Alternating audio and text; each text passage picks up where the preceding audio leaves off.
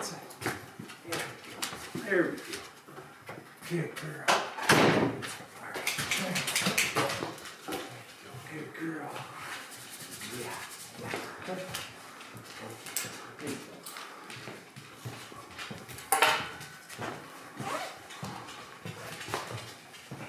Girl.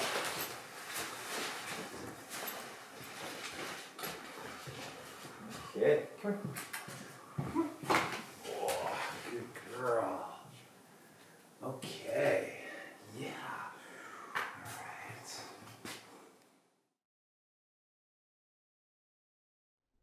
Good evening and welcome to the 137th world famous Kootenay Pitch Competition event number 2. I'm Sean Smillie, Executive Director of the Kootenay Association for Science and Technology and your host for tonight's event. And this, of course, is Bandit, my dog. We're broadcasting to you from the Nelson Innovation Center, CAS headquarters, which is located in beautiful Nelson. In the spirit of safety and responsibility, we're closed to members of the public right now due to COVID. But that's not stopping the CAS team from working to transform the Nelson Innovation Center into a media hub for the Kootenays. Keep an eye out for some exciting new updates coming soon. CAS is here to create inclusive economic opportunities, stimulate job growth, and provide entrepreneurs and businesses with the support that's going to help them survive and thrive in the local and digital economy. We're here to help, guide, inform, support, and connect. So check us out, cas.com. So before we get to tonight's show, I want to bring your attention to some pretty amazing organizations and people. Major thank you to our sponsors, Nelson District Credit Union, Traction on Demand, Volition Advisors, and our newest in-kind sponsor, Selkirk College's Selkirk Technology Access Center, or STAC, if you want to seem cool when you're talking about them. A shout out to our partners at New Ventures BC, who have generously offered free entrance to our winners to their big competition happening later this year. And a thank you to Shaw, who's broadcasting this and all our other pitch events on their Shaw Community Spotlight. Much appreciated. Our deep appreciation to those who applied to this event. Some absolutely amazing men and women from across the Kootenays who took the brave step of submitting their ideas. And last but not least, everyone throughout our beautiful and snowy region that is keeping the Kootenay tech and entrepreneurial spirit alive. And now, what's happening tonight? We have 3 entrepreneurs from Fernie, Nelson, and Castlegar who are pitching their ideas to a panel of 7 judges. Each of these contestants will have 10 minutes to pitch their business, followed by 10 minutes of Q&A with our crack team of judges. Each judge brings a wealth of knowledge and experience and perspective. Definitely pay attention to what they're saying. At the end of the show, we'll announce the winner. And what exactly will they be winning? Well, let me tell you. We got $500 in cold hard cash, free annual CAS membership worth $400, 3 months of free entry into the Venture Acceleration Program, $600 value, free entrance into New Ventures BC competition in 2021, $200 value, 2 hours of expert assistance from a CAS entrepreneur in residence for applying to the New Ventures BC competition, and 5 hours of technical expertise and specialized equipment, access to advanced product design and development of commercialized product services worth $1,000 by the Selkirk Technology Access Center. Stack for the cool kids. This is huge because they have robots there. I've seen them. And our Kootenay Pitch Competition judges are indeed an impressive group. We thought you'd appreciate a bit of an introduction, so I want you to say hello to Henry Katarna. Hi everyone, this is Henry Katarna. I'm an investor and I really love this kind of a pitch competition because it celebrates the entrepreneurial spirit. I see a lot of deals every year and I love to see that innovation and that creativity that comes from people with new ideas. And so I think it's our duty as investors to support the entrepreneur in their early stages particularly. So that's why I do this, and I think that this competition is an example of how the entrepreneurial spirit is alive and well. Now our first contestant, Dusty Geyer from Nelson. So after working for several years in the manufacturing industry, Dusty wanted to create something that represents and encompasses his passions. He wanted to develop and run a business that could improve the quality of life for others. He's now watching his goal become a reality with his new electronic retrieve fishing reel prototype, designed to provide fishing opportunities for people with shoulder, arm, or hand disabilities. He hopes to increase accessibility to recreational fishing in British Columbia. It's a practical and admirable pursuit, very representative of what I've seen lately from many of our Kootenay entrepreneurs. And it warms the heart, it does. Take it away, Dusty. Hello, I hope everybody's doing well. My name is Dusty Geyer, owner and designer of Continuity Craftworks. which is based in Nelson, BC. I build projects that have passion and purpose. And for me, fishing encompasses both of these.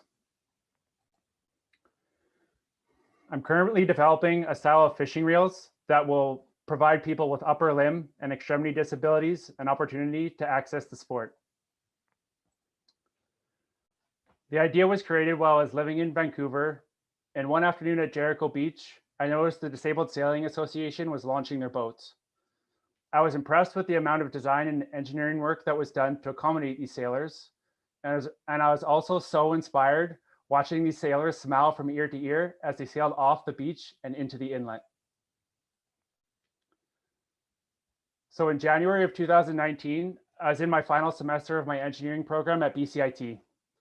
A graduation requirement is to design and manufacture a final project demonstrating the skills learned during the program. For me personally, I absolutely love sharing the fishing experience with other people. And that memory of the sailing club made me think of a family member who had recently lost the use of his arm and his leg on one side of his body. So I was determined to design a fishing reel so I could introduce him to the sport of salmon fishing and share that excitement with him. Now with fishing, there are many different styles, but one of the most easily accessible is drift fishing. It is also one of the most popular methods of targeting mid to large size fish species, such as salmon and steelhead. This style of fishing uses a float setup where the angler casts a line upstream and using a weight with a baited hook allows the line to float down the run and through the pool, where the angler will then reel in the line and repeat the process. Now with drift fishing, the most popular weapon of choice is a center pin reel. It's a single action fishing reel with a 1-to-1 retrieve ratio and also does not use any drag system of any kind. This allows the angler to have full control using the rod and their fingertips without having to make any adjustments to the reel itself. This style of fishing reel also offers an unrestricted free rotating spool, which allows the fishing line to be presented to the fish in the most popular way and most natural way possible. For me, I believe fishing delivers a sense of accomplishment and gratification. An angler can make hundreds of unanswered casts in a day, and by selecting the right bait, technique, and location, be rewarded with the fight of a lifetime. So my initial interest determined that we had a problem. I found that there's limited equipment available for people with upper limb and extremity disabilities who enjoy this style of fishing.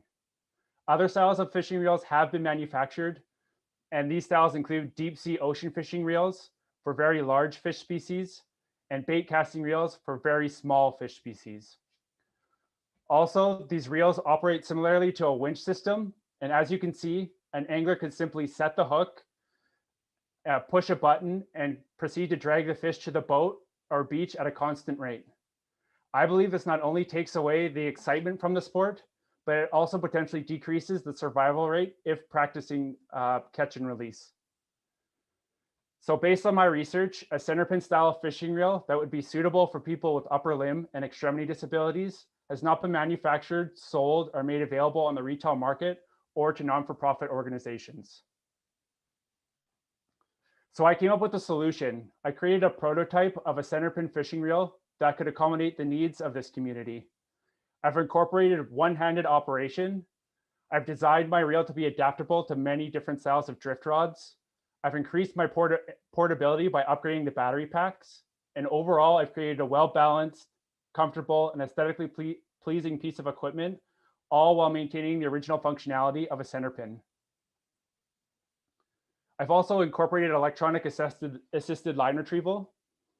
With a combination of programmable controls and a manual resistance applied by the angler's fingers, this will allow the angler to play the fish accordingly.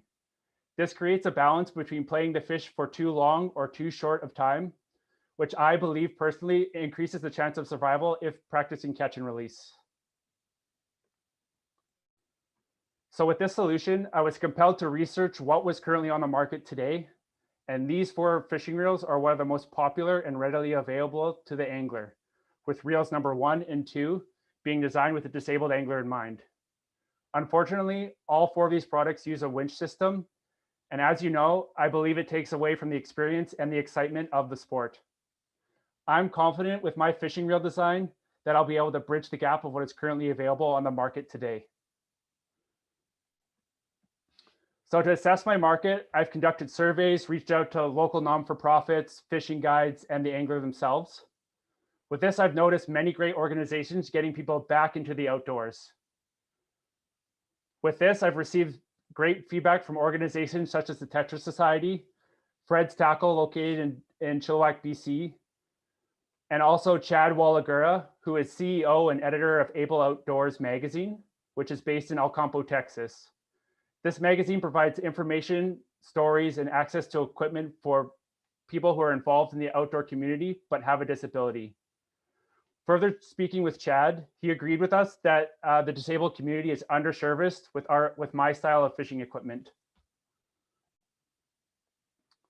I've also reached out to the angler themselves through social media surveys, and I've got some great responses from people with sports-related injuries, workplace-related injuries, as well as a senior demographic. And because my prototype is new, I need to create an opportunity for the interested parties so my reel can bridge that gap of what currently is available today. So in 2019, I created and finished my first prototype. And in 2020, I revisited the design and performed more market research. In 2021, I plan to gain more traction by 3D printing, manufacturing, and testing my prototype. By mid-2021, I plan to initiate my marketing strategy and bring my reel to the angler. I plan to do this by creating media content of our testing, as well as network through in-person and online trade shows. I then plan to develop a schedule for the upcoming manufacturing schedule for the upcoming 2021 fall salmon fishery. I do have a 3-year plan, which consists of introducing 2 more styles of fishing reels that people with upper limb and extremity disabilities could use, along with incorporating helpful accessories, as well as possibly customization services. So through my design process, I've created an estimate of the cost to manufacture the first prototype, and I personally believe there's room to cut costs. Most of the initial cost would be developed from programming and setting up the CNC machine. But once the machine is set up, parts can be made efficiently, quickly, precisely, with high repeatability. So I've generously calculated 16 hours to manufacture the first prototype. I calculated an 8-hour day to program and set up the first machine and run the prototype. If I could get a second day, I could produce multiple prototypes to help distribute that cost. When ready to establish my production plan and retail price point, I would also consider wholesale purchases of the aluminum material, as well as the electrical and component costs. By doing this, my rough estimate of retail price would be approximately $1,200 to $1,500, which keeps us competitive with what's currently available today. So a little bit of background about myself. I'm a graduate of BCIT's mechanical manufacturing program. This program encompasses basic mechanical engineering concepts and delivers hands-on learning with a variety of different materials and manufacturing processes. I also have 13 years of manufacturing experience, with 10 years of experience as a journeyman welder fitter, being involved on the shop floor, in the office, and in the field, building large-scale projects and custom builds. So Continuity Craftworks is looking for networking and or mentoring opportunities. I'm looking for networking. I'm looking to work with an already established CNC machine shop that has the capabilities to manufacture our first prototype. For mentoring, I'm looking for assistance with product marketing. I'm a craftsman and I believe I have the skills and knowledge to build the product, but would need some assistance reaching out to my varied target market. I'd like to take this time to thank you for listening to my pitch, and I'd also like to thank everyone at CAST for holding this competition. It was such a great experience for me. And if you'd like to get in touch with me, please feel free to reach out by email. And if you have any questions, please feel free to ask. Thank you. All right, Dusty, thank you for that excellent pitch. Okay, now it's time to hear from our judges. The Q&A session is going to last 10 minutes, and we're going to start with Paul Brassard from Volition. Paul. Great job, Dusty. Thank you very much. Glad to see it come together. It's a great thing that you've put together there, and I'm glad to see the progress thus far. I had a very simple question, I think, which is I'm curious to know if you've looked into the number of customers or what the kind of market size would be. Because obviously you're dealing with kind of a subset of a subset. So I'm curious if you looked into any kind of numbers having to do with that. So I have, I've reached out to the DFO, but haven't gotten, they actually don't record the data. I've reached out to the DFO and all the provincial authorities selling disabled angler licenses. I'm still waiting for information for numbers back for the BC one because they sell a discounted license, while other provinces, sometimes they don't sell license, they just allow the individual to go. So I'm waiting information from the BC one, but I did get in touch with BC Wildlife Federation, which offers a Fishing Forever program and allows disabled anglers through the months of May to July. They have host like fishing events in every city across the province, which has about approximately 1,000 participants. But I feel it doesn't represent the amount of people who are actually disabled and currently fishing. So I'm currently working on developing a solid number and just waiting for feedback from the DFO and the BC Fisheries Organization.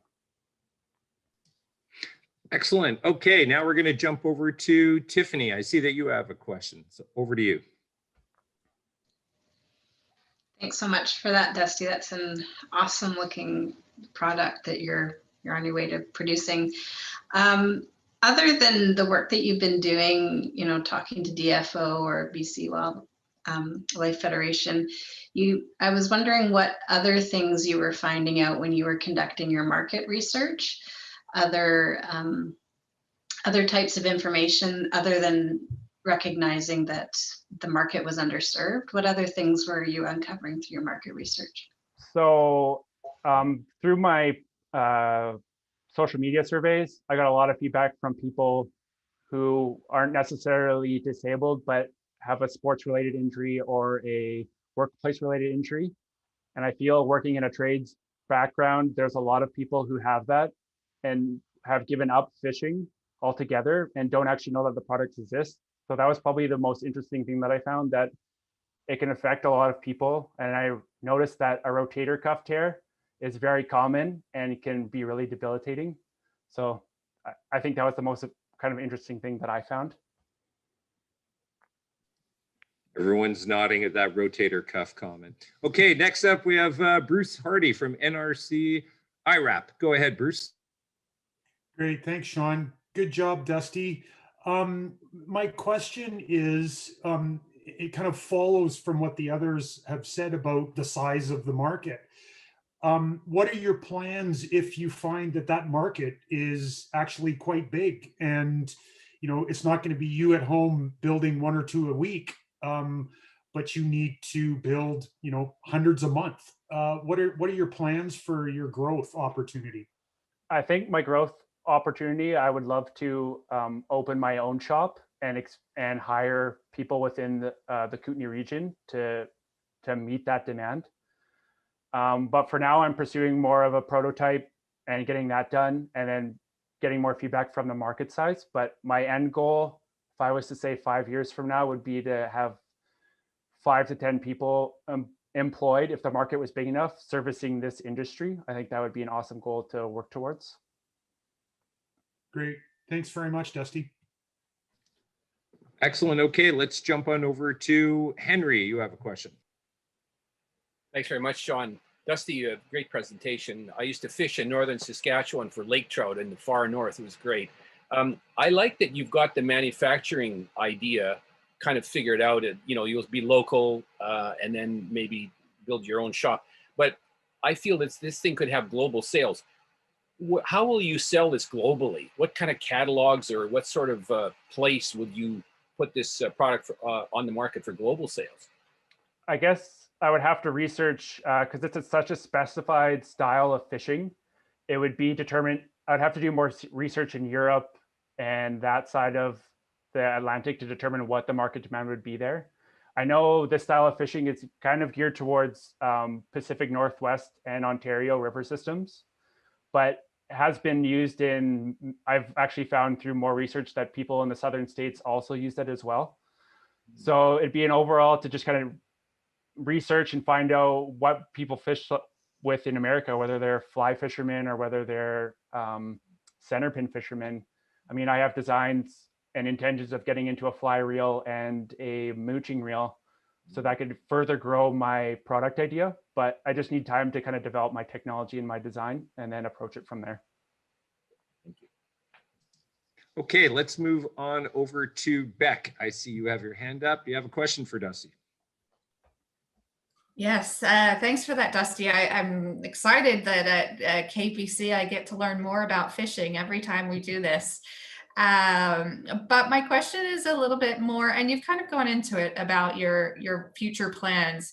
But in the future, if someone were to look to acquire your reel, would you go down that route, or are you looking to build your own brand and kind of branch out to those other products? You just mentioned a different type of product that you would look to go down.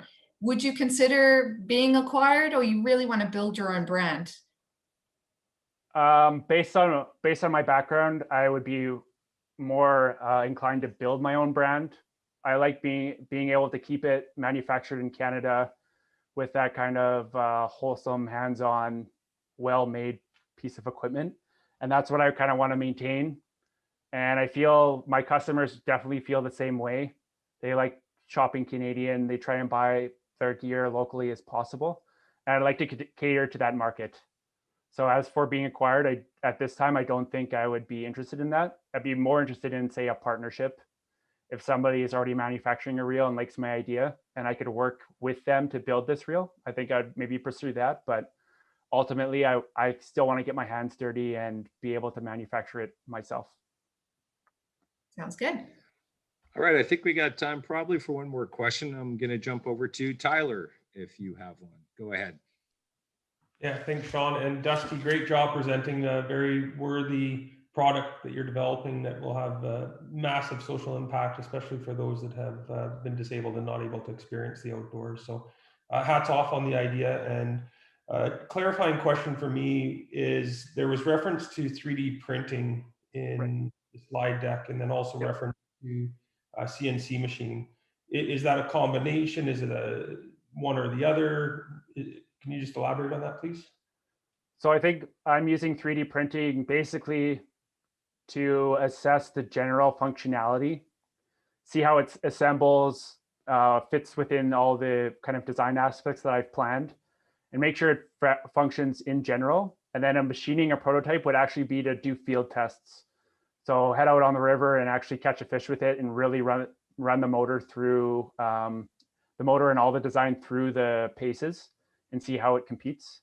That would be the intent of going from 3D printing to make sure it looks good, feels good in your hand, to actually spending the time to machine it.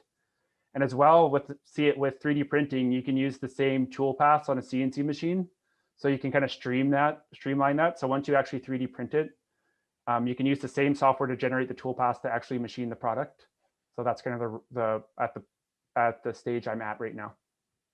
Great. So just to clarify, your ask is, at this point, is seeking opportunity to 3D print and then move into a prototype for maybe a day or two of CNC time in machine shop?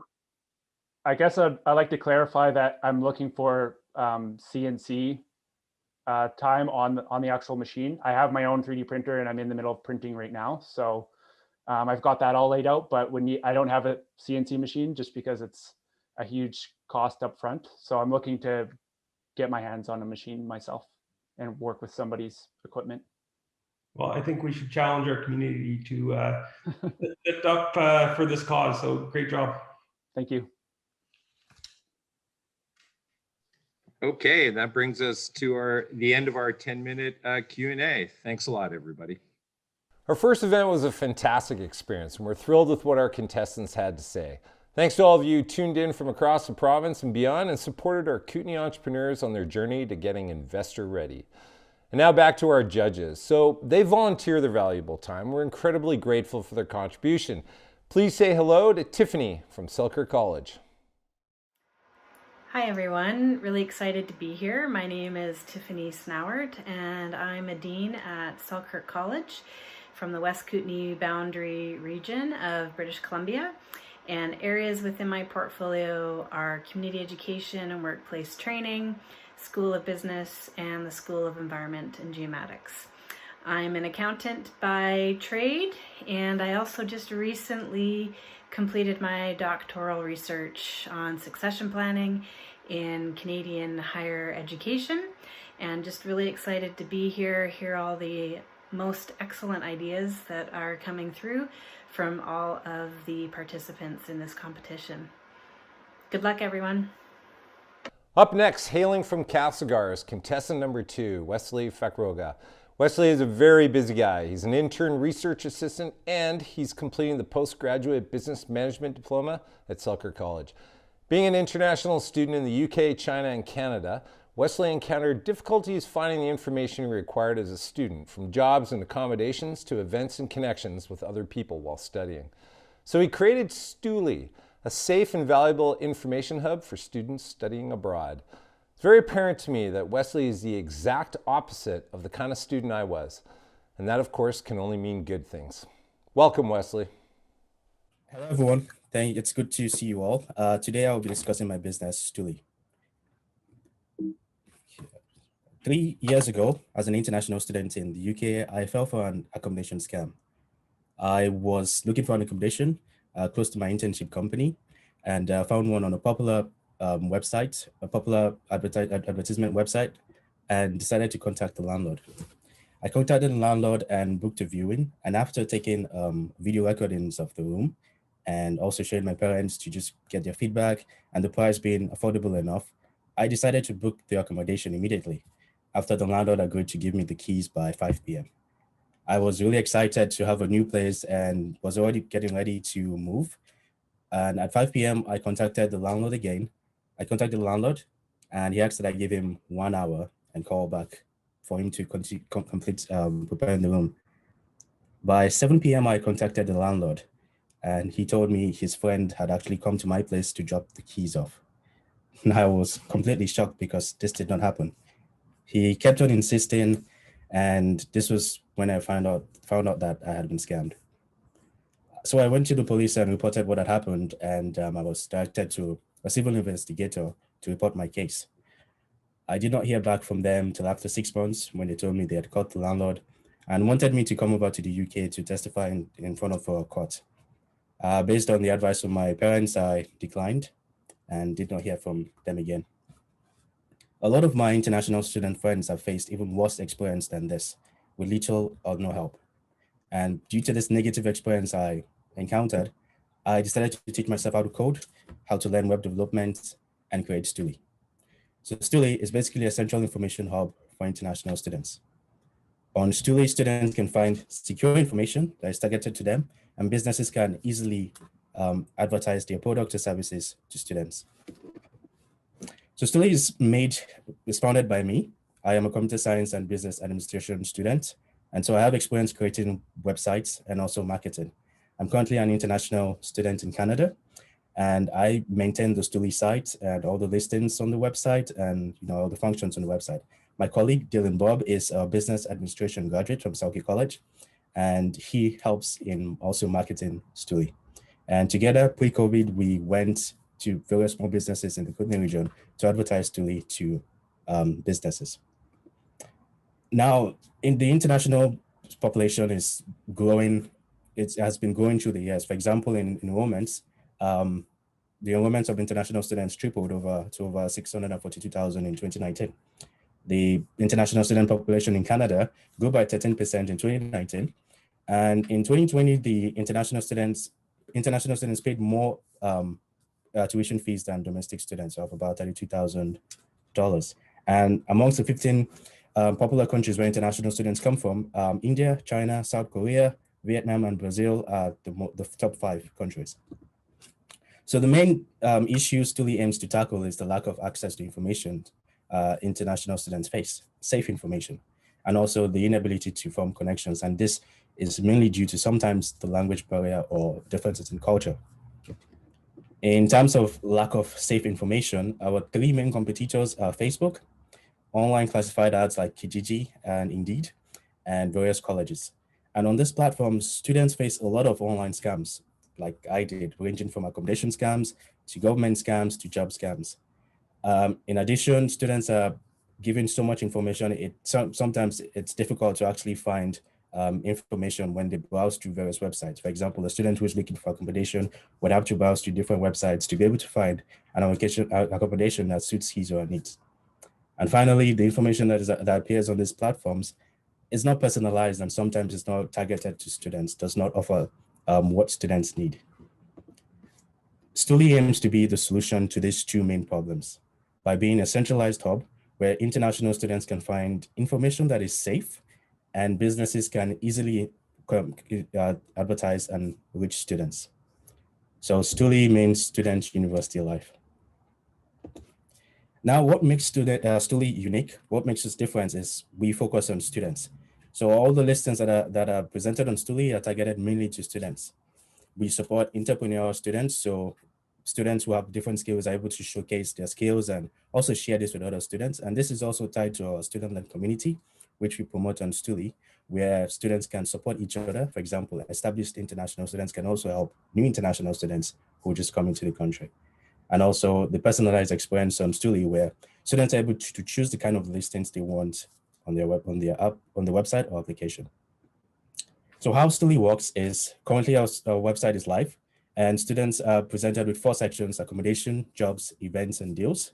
And basically we use an API, which is a computer software that pulls listings from different websites like Indeed, but after getting permission.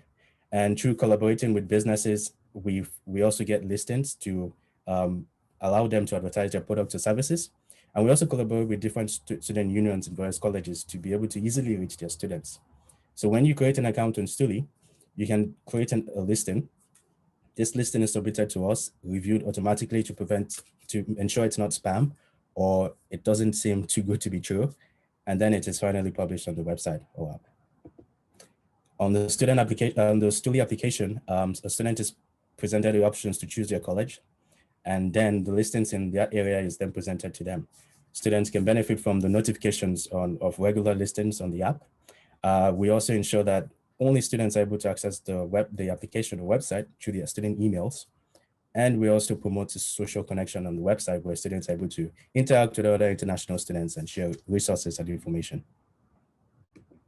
So the main personalization aspect of Stoolie is the ability, in addition to be able to allow students to choose the kind of listings they want, is the ability to choose your language on the app. So this makes it much more easier for an international student, for example, from India or China or Asia, to be able to understand the information that is presented on the app. So our revenue model is through membership monthly payments. We charge $8 to students, and through these payments, students are able to access the Stoolie app or website. They're also presented with notifications on when listings are updated on the app, also with personalized emails based on the listings they've chosen. And they also have the ability to create free listings on the app. We also charge minimum of $100 for advertisements to businesses or also student bodies to advertise banners, social media ads, and also email campaigns, which are sent to students. We also charge $25 for listings to businesses and landlords to be able to create listings on the website or app, and also reach qualified students that actually need their service. Since its founding in July 2019, we have been able to partner with a Facebook group, which has about 82,000 international students globally. And through this group, we're able to easily reach international students and also make it easy to market to them. So when they get a scholarship in the college and they come into a new country, they're already aware of the services Stoolie provides and are able to use Stoolie as a central information hub for themselves. We have 228 Facebook followers comprising of students from mainly Selkie College, because I'm a graduate of Selkie College. And we have about 280 students who are registered on our website currently. So the future good plan for Stuli is to scale to various universities across Canada. So we would be partnering with various student union bodies in each college to be able to easily reach students and advertise our services to students. We plan to also expand our list of businesses and landlords to be able to provide them with students who are qualified and also who are in need of their services. Finally, we plan to expand our offerings to students to provide more information, more resources, and more value to students to make their student life better while studying.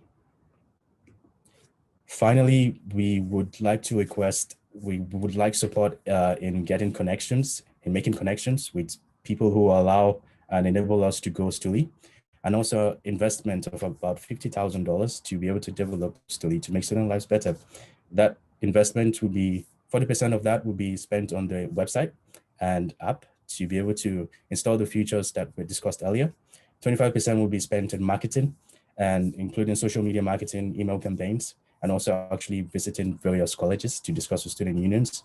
And also 35% will be spent on improving the business operations of Stuli and also employing workforce. Thank you. Okay, Wesley, great work on that pitch. Thank you so much. Once again, it's time to hear from our panel of judges for the. All right, so we are going to start off with a question from Sue Ross. Go ahead, Sue.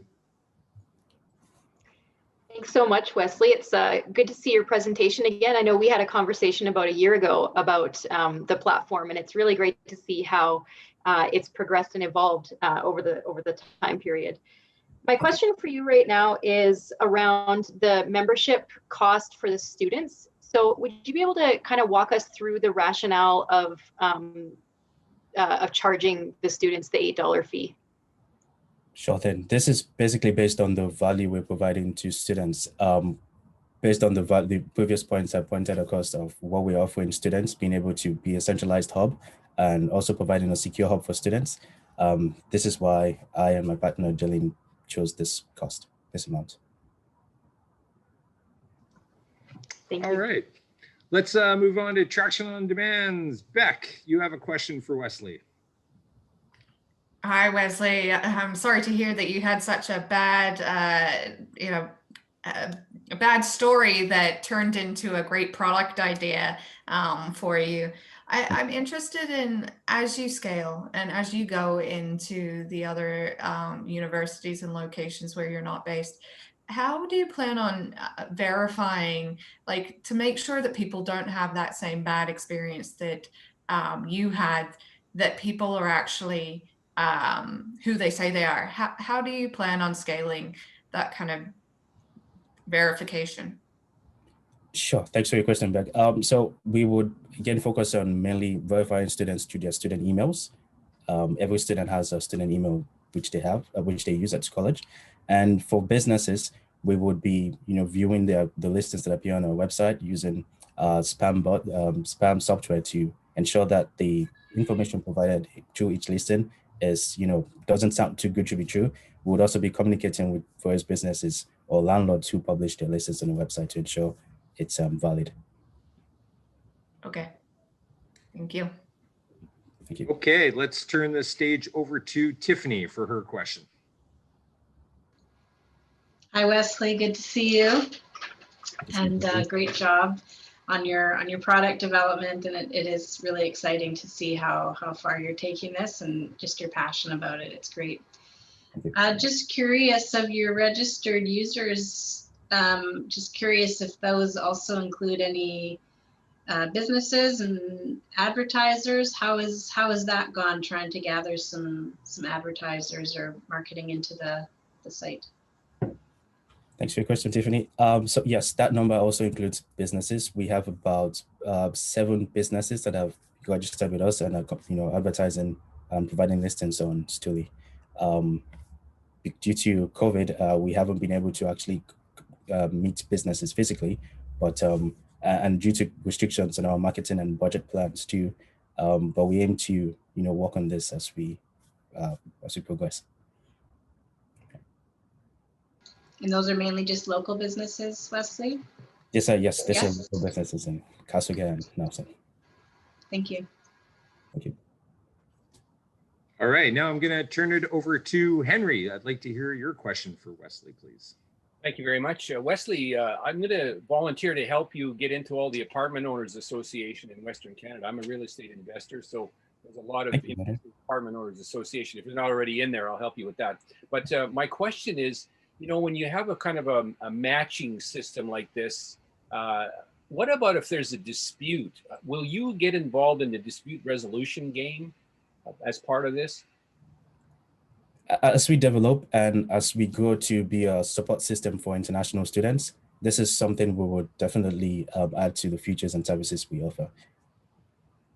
Thank you. Thank you. All right, Bruce, I see you have a question. Go ahead. Yeah, thanks very much, Sean. Hey, Wesley, good to see your full proposal. Besides, beyond talking with you the other week, it gave me a much broader view of what you're taking on. My question is, how do you see, or do you see opportunities for automating the process to move from college to university? Because the more colleges and universities you have on your site, the more opportunities you're going to have to attract students, and otherwise, it could be a very costly growth curve in terms of bringing on new colleges or universities. Do you see opportunities for automating that process?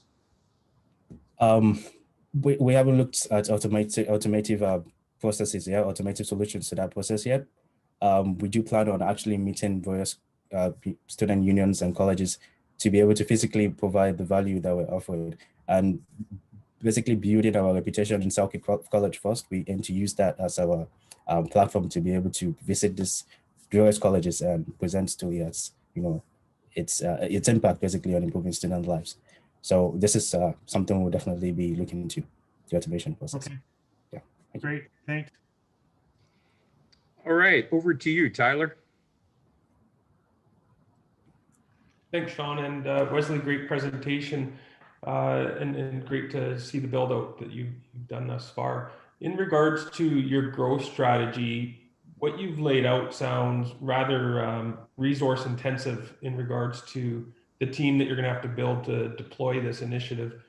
Can you speak to your development plans and how you're going to attract and retain staff? Is it going to be organically from the users of the platform that have computer science skills, or where are you going to develop your team from? So we would be discussing with other students too who have expertise in computer science. Again, we're also looking for funding to be able to actually employ professional computer and software designers to be able to allow us to create our app and add in the features that I discussed about earlier. So first of all, we'll start with discussing with friends who also have expertise in computer science. And then as we grow, we would be getting funding to then employ professionals who would help us in creating our platform, making it better. Great. And just one last follow-on question. What would be your exit strategy for this business? Is it targeting another major in the Facebooks of the world, or is there more of a niche market for strategic, or is it just continue to grow? The plan is to continue to grow and provide as much support for international students with Stuli. So basically growing our offerings that we have for, to students. And this can range from providing guidance and support to the information we provide on the app. Okay. So we focus really on students. Okay. If there are no other questions, we're going to wrap up our second presentation here. Thanks a lot, Wesley, and thank you, judges. Excellent questions. Thanks, Sean. Thank you, everyone. Sponsor time. Some thank yous to Nelson District Credit Union. When you make your millions, that's where you should put it, because that's where I bank without my millions. They're hugely involved with a lot of community events, including this one. Traction on Demand. They have deep roots here in the Kootenays, and those roots will grow even deeper once their office at the Legion finally opens up. But for now, they're working their magic from home, just like the rest of us, due to COVID. Thanks for your support, Traction. Volition Advisors. Thanks for everything you guys are doing, and hi, Paul. And of course, Stack, or as the purists, early adopter hipster types call it, the Selkirk Technology Access Center. And a massive shout out to our community partners who help bring the beautiful Nelson Innovation Center to life. The City of Nelson, Community Futures, Nelson Chamber of Commerce, Regional Districts Central Kootenay, Southern Interior Development Initiative Trust, Western Diversification Program, and of course, the grassroots effort by our local tech community. Good people doing great things. And now I want to take a sec to introduce you to one more of our KPC judges. A big hello to Tyler Rice of Rice & Company. Hello, Kootenay Pitch Competition. Tyler Rice from Nelson, BC. Very excited to be part of the Pitch Comp. I'm a chartered accountant by trade, partner in an accounting firm, Rice & Company, and also a board member for both public, private, and non-for-profit organizations. Very rewarding being part of this process with the contestants, seeing them grow and pitch in the live competitions. My most favorite part about the Kootenay Pitch Competition is not having to pitch myself. Good luck and enjoy the shows. Our third and final contestant tonight is Kyle Hamilton of Sucre Interactive Technologies. Kyle and his team are from Fernie, a town that is near and dear to my heart, and I can't wait to visit all my good friends there. If not to poach your pal, then to definitely rip up your stellar single track. Sucre Interactive Technologies was formed after Kyle and his team lost a friend in a tragic mining accident. Because the Elk Valley is the heart of Canada's coal mining industry, Sucre Interactive has a pretty good understanding of heavy industry and the requirements for hazard identification and training in high-risk environments. It's Sucre's goal to create a solution that will not only save lives, but also give companies a competitive advantage by delivering a return on training investment and augmenting on-the-job skills transfer. We're obviously talking about some serious passionate ideas on display here, and I expect nothing less from those who call Fernie home. You're up, Kyle. Hi, my name is Kyle. I'm with Sucre Interactive Technologies, a data-driven immersive learning platform. We got into this business 2 years ago after we lost a friend in a tragic mine accident. Seeing what happened to him, to the community, to us, we were motivated to try and build a better way to train individuals for high-risk work environments. In 2019, BC experienced 203 workplace-related deaths. Of these, 140 were accepted as WorkSafe BC claims at a cost of almost $1.34 billion. Over 3 million days were lost from work as a result of occupational injury and disease. Globally, approximately 4% of GDP is impacted by lost time injuries every year. The current process for training individuals for high-risk work environments typically follows the same format. Show new hires a video, hand them a manual to read, then give them a paper-based test to assess how much information they have acquired and retained. If you're lucky, you might get a walkthrough or a scenario, but then you're thrown out on site into the hazard to shadow a more experienced employee. The problem with the training individuals in this manner for high-risk work environments is threefold. First, classroom-based training lacks situational awareness and emotional context. Second, on-site training exposes not just the trainee, but also the trainer to the inherent risks. And lastly, there's a gap in consistency in the training delivery. Is Bob having a good day? Does Sally not actually know what she's supposed to be teaching them? Maybe Joe's a really great trainer. But what happens if Joe leaves the workplace and there's no plan in place for development of an institutional memory? These knowledge management problems are problems that many organizations face. Enter Sucre's immersive experience training platform. We recreate workplace environments in photorealistic levels of detail to virtually transport employees into high hazard locations.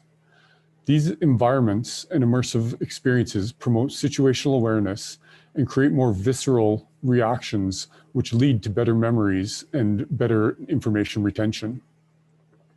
In addition, we're able to teach and provide these services from remote locations or classrooms, all without exposing to the inherent risk of the environment.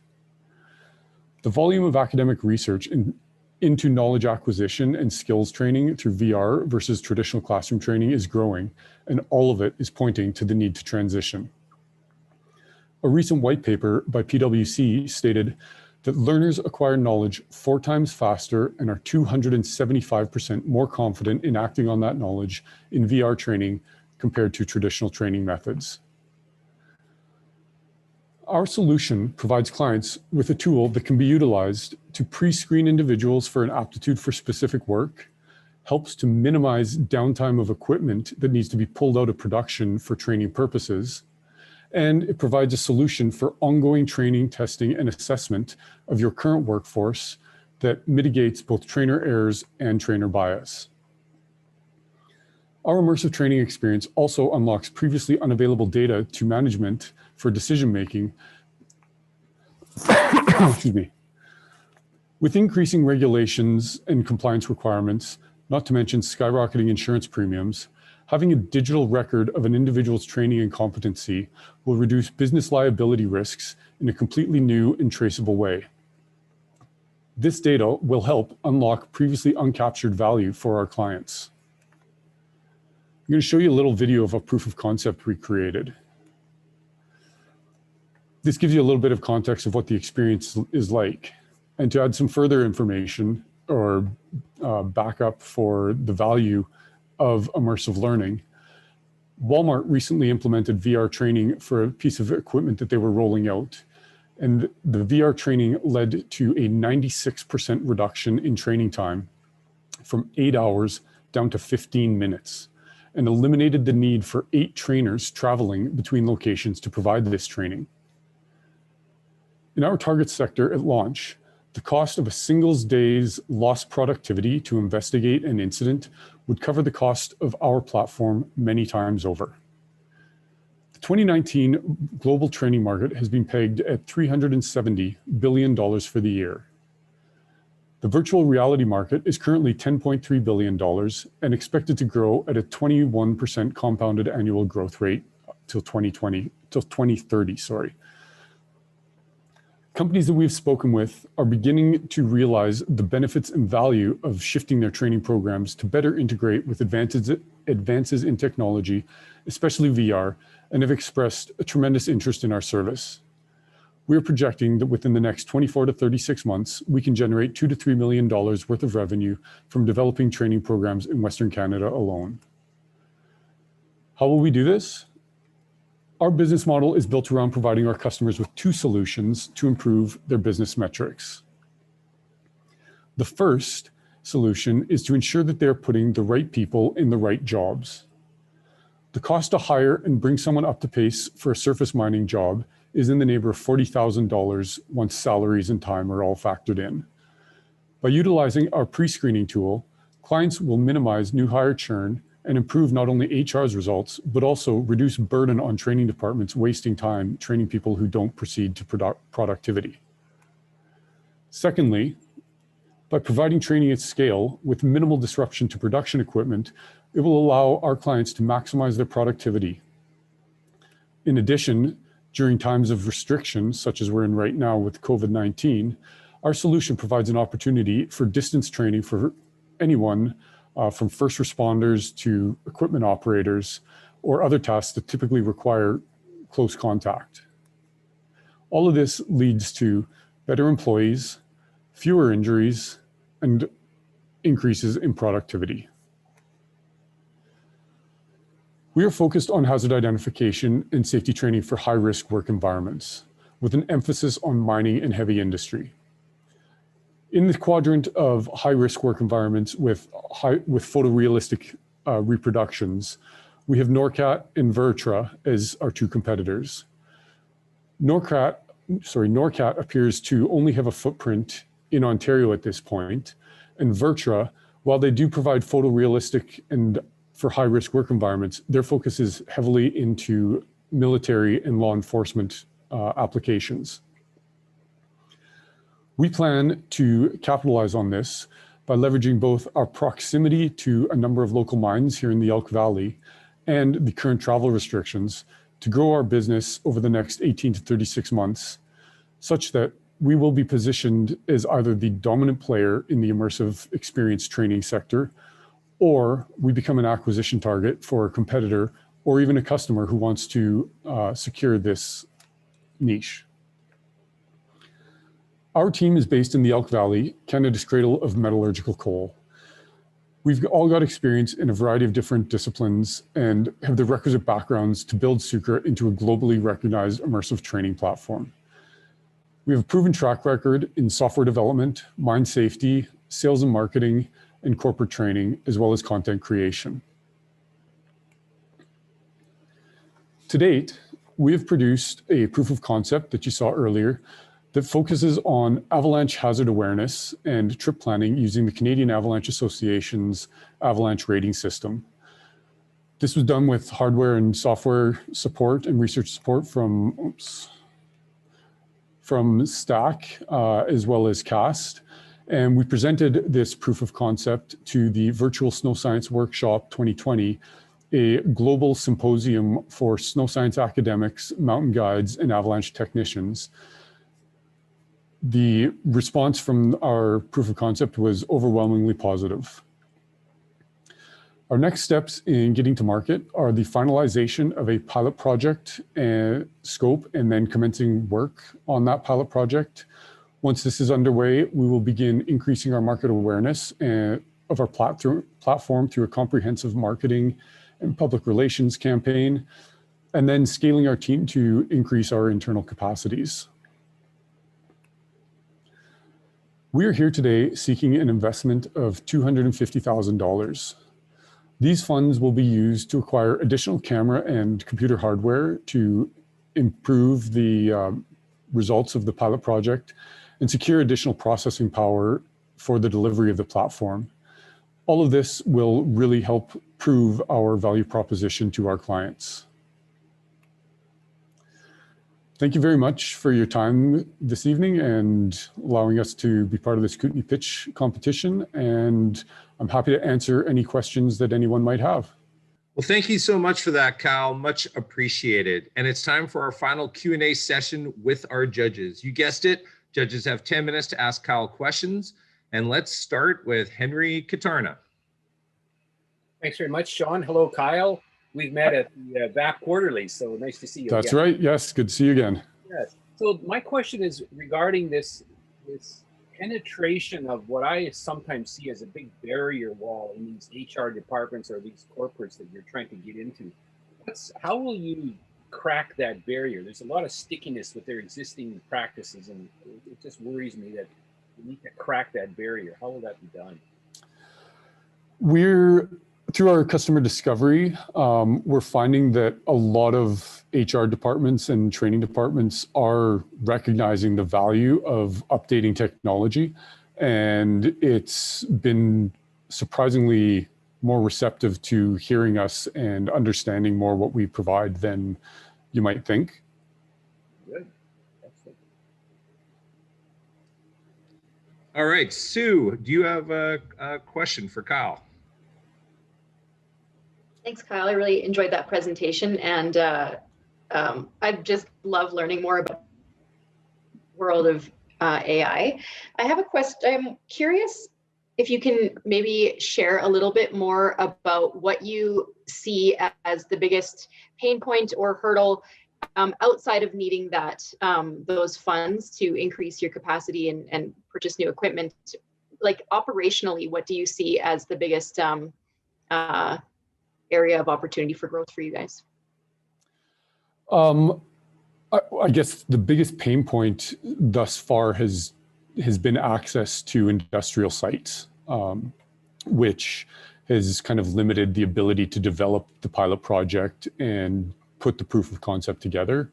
But operationally, the challenge that we will be facing first will be we'll be finding someone with the big data interpretation, the analytics side of things, and getting the academic expertise to analyze the data that we will be generating into actionable results for our clients. And just follow-up question to that. Do you have a plan in place on how you're going to go about procuring that type of support?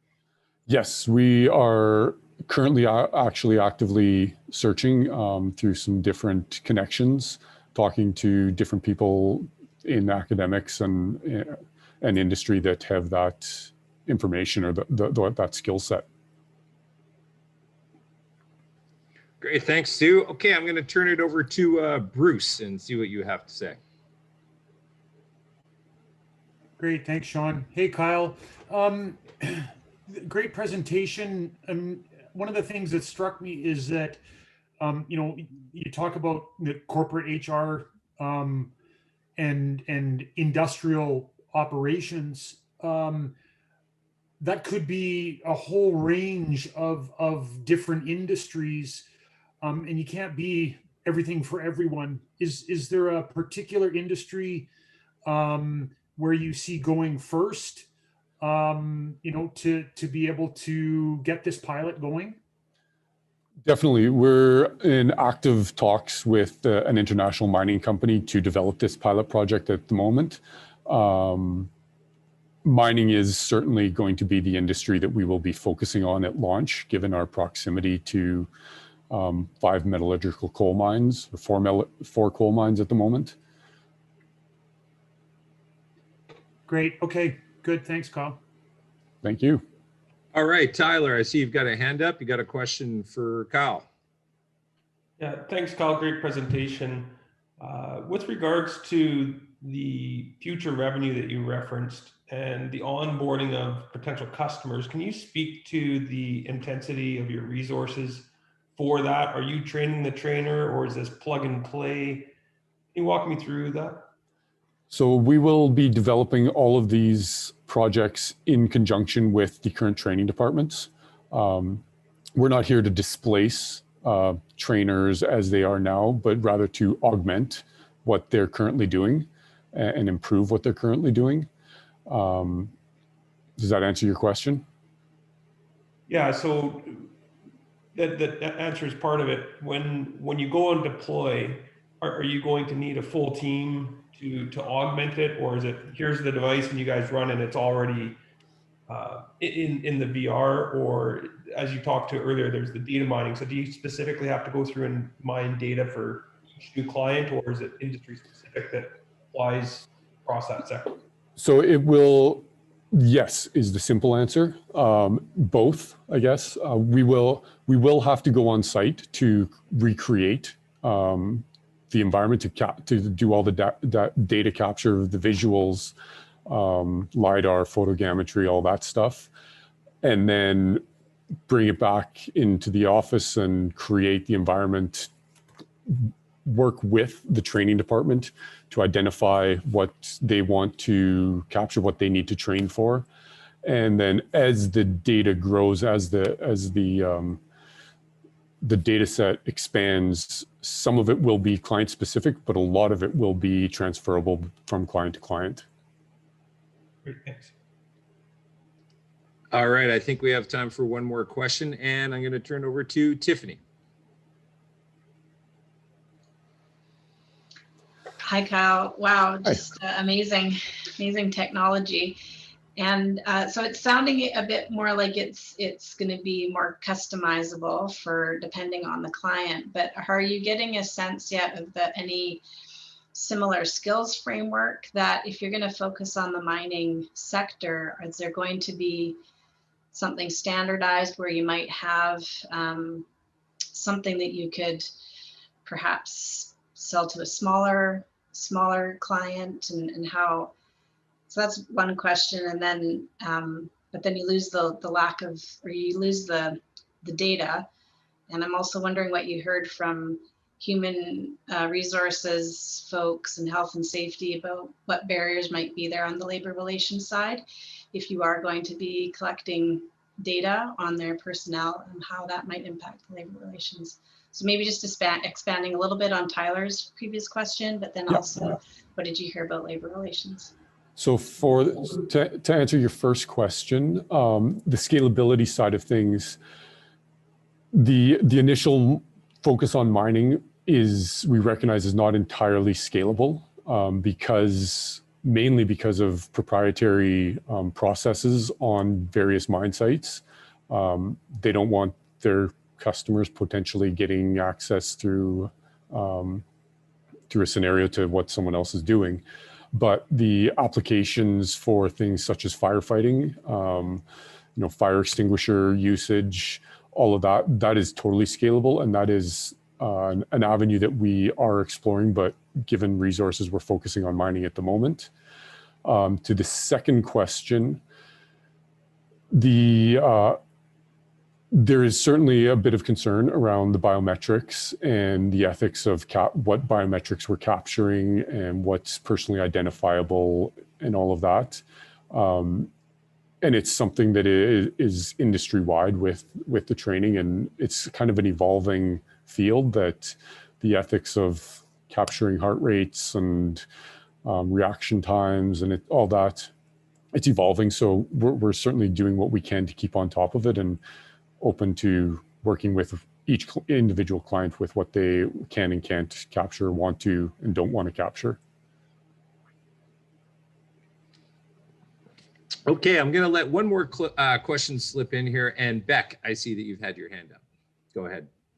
Yeah, thanks, Kyle. Obviously, the VR industry is growing as well. I'm interested in this market. How do you see the experience being for the user?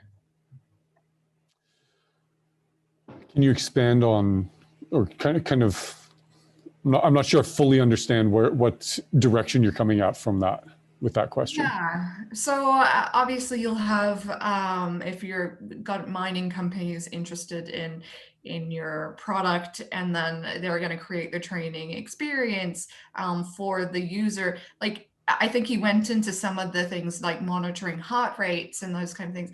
What is it like playing a game? Like, what is the experience for them, and kind of what are those data points that you're going to capture?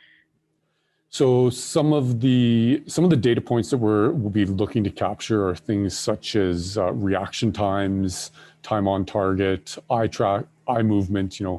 Looking through how many times does somebody look over the same thing that is a hazard before they actually acknowledge it. As far as the experience, one of the things that we're really focusing on is the photorealism side of things.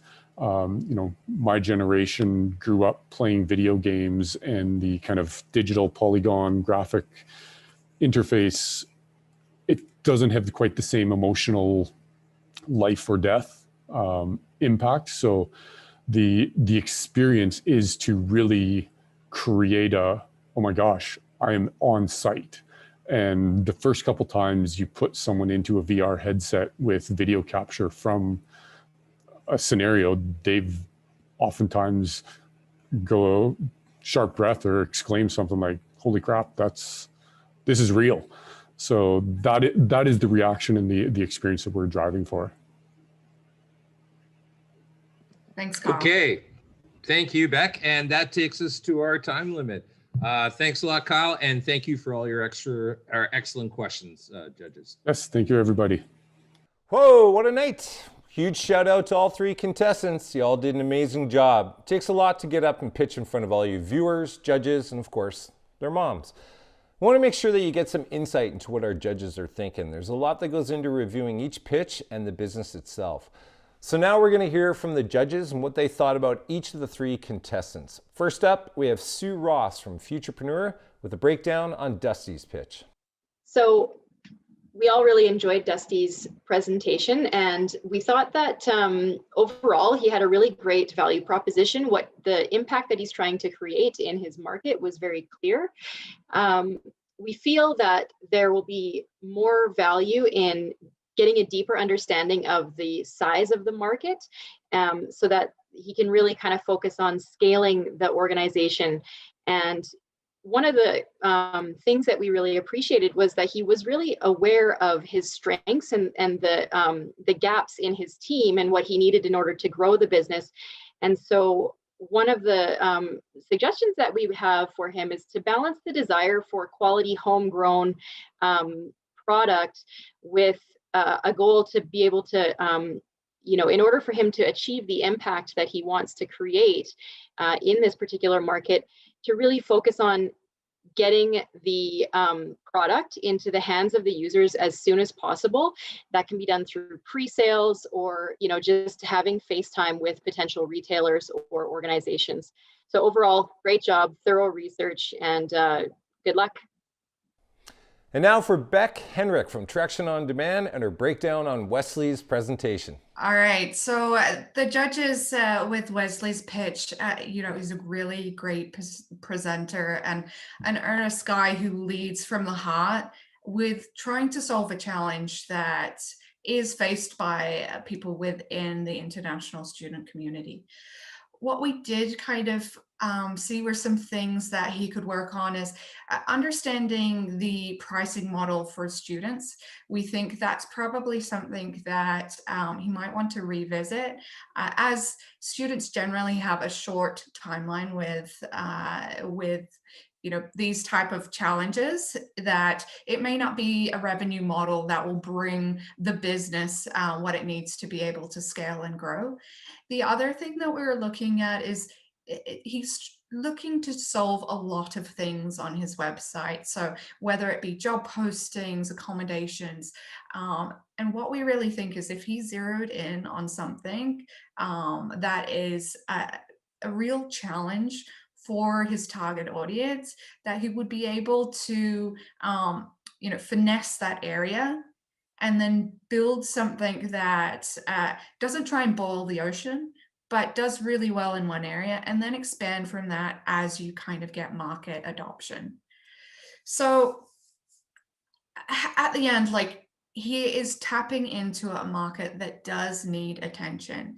We understand that there are a lot of challenges that are being faced by international students, but we feel that he would benefit from doing some more customer research with his target audience and really understanding some of the core challenges to try and meet those, and then look at the other options, but maybe distilling it down to one thing would help him grow this business in the future.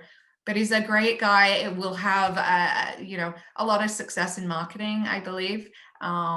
So thank you. And finally, we'll go over to Bruce Hardy from NRC IRAP and hear what the judges thought about Kyle's pitch.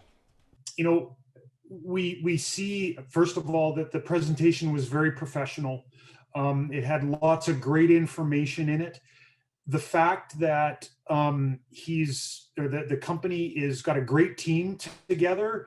They're really covering, the technology, the marketing and sales, and the business development. They bring a great team to the table. And that they've actually got the potential for doing a pilot with a large industrial partner is absolutely critical, because getting through the door of HR departments and trying to sell a product to a big customer can be a real challenge. And I come from the mining sector, and believe me, I know how difficult that is. Companies complain over and over again about how hard it is to get past the person at the front desk and actually be able to talk to someone in the mining company who makes the decisions. And so that they've got through that and they're now talking to the decision makers. Absolutely, double thumbs up for that. One of the comments that came up over and over again was, I think a really critical piece of doing that pilot is making sure that you really, really understand what the needs are for that customer. Because when you're creating, the solution for them, the better you understand what their needs are and solving their problem by what you're doing will get you a lot more traction, both with them, and if you're successful with them, then having them as an earlier adopter will really help open the door for other getting in with other companies. So absolutely critical to identify what needs you can solve for them. The other thing that was brought up by the judges was the idea of the artificial intelligence and the data mining and data analytics. And that's going to be really putting together a strong team in that. It's very new. It's there's not a lot of experts in it, and maybe working with others might be an idea to try and build your internal capacity. Otherwise, great presentation, Kyle. Looking forward to seeing you guys as you move forward. And the winner is, but first we'd like to thank all of you for tuning in and supporting our entrepreneurs. We appreciate your ongoing support for everything CAST is doing. So, the winner of tonight's competition is, although now that I think about it, applications are now open for the Kootenay Pitch Competition event number 3. They're due March 1st, and the next event will take place on Thursday, April 8th. If you have an innovative idea or business that you want to pitch, get your applications in now. And now, for that moment you've all been waiting for, after much behind-the-scenes deliberation, we're thrilled to announce the winner. Hey, announcing the winner. Do you want a treat? Okay. All right. Okay. For real this time. And the winner is Kyle Hamilton and his team at Sucra Interactive Technologies in Fernie. Yes, that's really great news. I'm really excited to hear this, and we're really looking forward to using this to help launch our business further. Thank you very much.